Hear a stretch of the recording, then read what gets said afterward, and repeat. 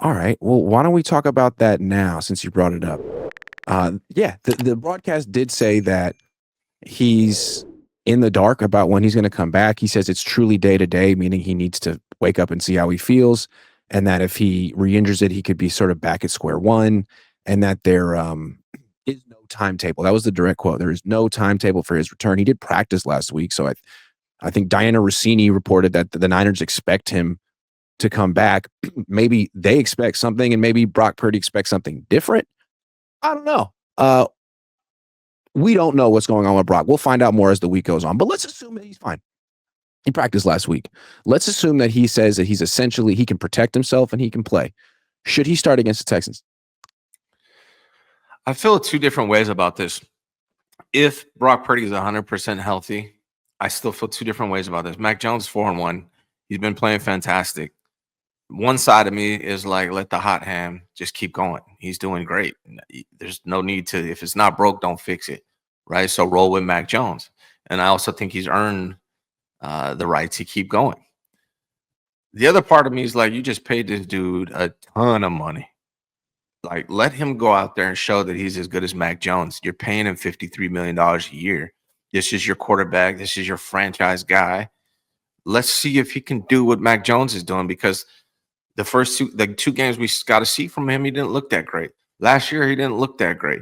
And if the 49ers are going to make a run, and I would imagine at some point Brock Purdy is going to play, he needs to get in the swing of things, and it needs to show, hey, is Brock our guy or not? Or is he just going to collapse and make Mac Jones look way better by coming out and playing not to the level of Mac Jones? So part of me really wants to see what Brock looks like, especially because we're paying him so much money. He's supposed to be the guy. Let's freaking see it. And then the other part of me is like, Mac Jones is, if it's not broke, don't fix it. Keep rolling with him. So I don't know how I feel, but part of me is just like maybe a little bitter because you're getting paid this much money. Come show us you're worth it, dog, because you haven't yet. I totally know where you're coming from on that. I feel the same way. From Kyle Shanahan's perspective, if I were coaching this team, I would not start Brock against Houston, because as much as Grant Cohn, I'm going to speak third person here. As much as Grant Cohn, the content creator, wants a quarterback controversy, I don't think any coach does. And if you start Brock against Houston and he loses, boom, you got a quarterback controversy. And you made it. I didn't do anything. You didn't do anything. Like, Mac is 4-1. He just beat the Falcons, who just beat Josh Allen. He beat the Rams. Brock is 1-4 in his last 5 starts. So if you pull the hot hand to put in a guy who's been struggling and he continues to struggle, loses, gets hurt again, like, now you just gave the job to Mac Jones. I don't think you want to do that. It's much easier to say, Brock, I know you think you're healthy, but guess what? You're not. You're taking another week off because we said so. And we're going to say that your toe still bothers you. I mean, you can use that as an excuse as long as you want. And then who knows, maybe Mac Jones stinks it up, or Mac Jones gets hurt, and then you can go back to Brock, and it's not a quarterback controversy one way or another. You're just playing the healthy quarterback. Yeah, I think if you're trying to avoid those situations, that's probably the smart move.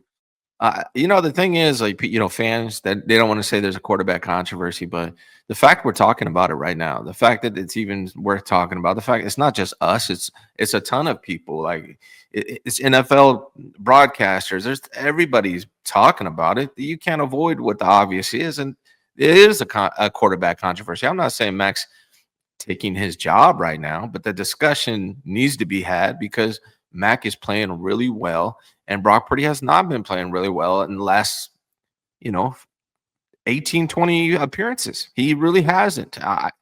That's just the facts of it. So as long as Mac keeps playing well, it's going to get worse and worse as far as quarterback controversy is concerned. Yeah, and I think it's important to remember that, like, we harp on the interceptions and, like, the play, but I think for Kyle, it mostly comes down to your availability as a quarterback. With Jimmy, what got him run out of town wasn't necessarily his mediocre play. It was his lack of availability. Kyle Shanahan I think from his perspective, as long as you stay in the pocket, understand his system, deliver the ball on time, and you're durable and you can keep getting up and you're tough, That's the quarterback he wants. That's basically the skill set he's looking for.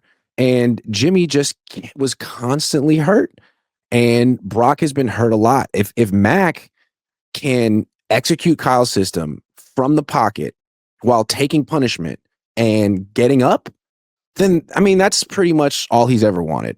So that's a problem for Brock. Now I think what Mac is trying to show is that he's durable enough to be a starting quarterback in the NFL.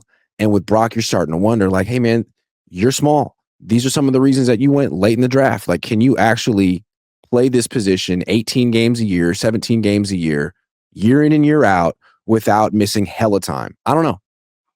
There's a lot to it, man. Like a lot of people were, they blamed Brock Purdy last year for the health of the team around him. Well, look what Mac's done without George Kittle, without Brandon Ayuk, without Deebo Samuel, without Ricky Pearsall. I mean, Mac Jones is winning games without any real offensive talent around him outside of Christian McCaffrey. So the excuse last year for Brock Purdy and Brock Purdy fanatics was that, he didn't have his weapons. And that's why he struggled last year. Well, Mac's doing fine without weapons. Mm-hmm.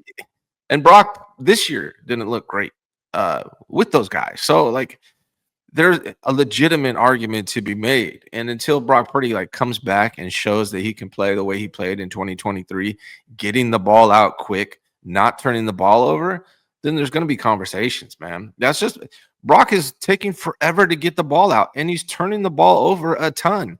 That's just the facts, man. And so he's got to prove that he's not going to do that anymore if he wants to, shut this down.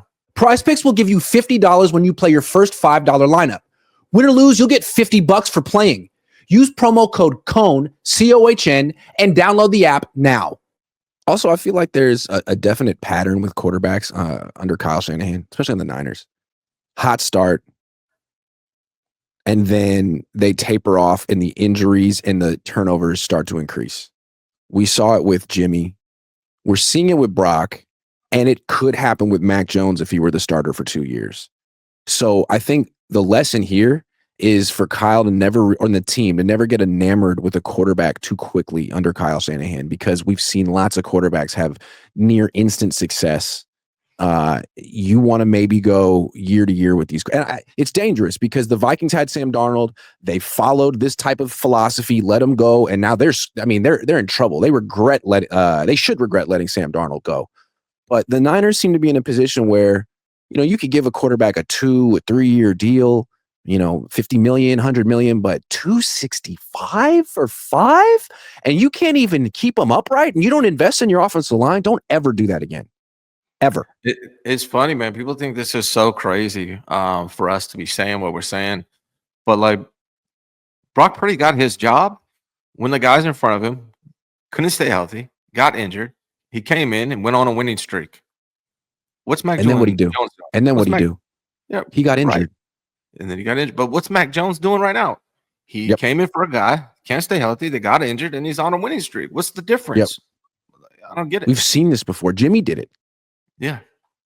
Remember? I mean, they were 0-10 or 1-10. Jimmy starts, they go 5-0, and they're like, oh my God, he must be the greatest quarterback of all time because he won 5 games on a team that was bad. Oh, yeah.